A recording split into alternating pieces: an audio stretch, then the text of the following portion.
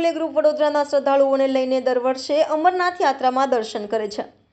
અમરનાથ યાત્રામાં લાખો શિવભક્તો બાબા અમરનાથના દર્શન કરે છે અને ધન્યતા અનુભવે છે। ત્યારે વડોદરા શહેરમાંથી 35થી વધુ શિવભક્તો છેલ્લા 5 વર્ષથી દર્શન કરવા જતા હોય છે। ત્યારે આજે તરસાલી સુસેન રોડ ખાતે આવેલ દક્ષિણેશ્વર મહાદેવના દર્શન કરી અમરનાથ યાત્રાએ જવા રવાના થયા હતા।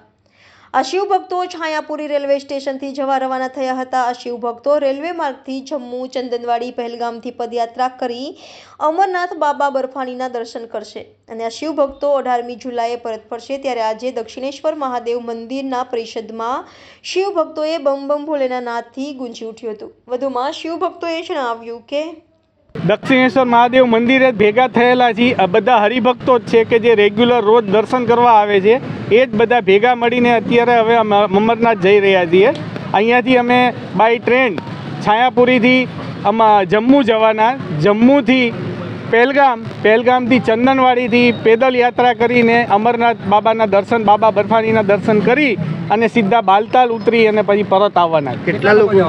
અમે લોકો 29 જણા છીએ અને ત્યાંથી પછી રિટર્ન આવી અને પાછા મા વૈષ્ણોદેવીના દર્શન કરવા જવાના છે। એ જ રીતે જમ્મુ આવીને અને જમ્મુથી માતા વૈષ્ણોદેવીના દર્શન કરી અને ફરી પાછા 17મીએ ત્યાંથી અમે જમ્મુથી પરત અહીંયા આવવાના છે। મારું નામ રાઠોડ વિજય એચ। હું આઈટીઆઈમાં એઝ એ ઇન્સ્ટ્રક્ટર તરીકે જોબ કરતો હતો।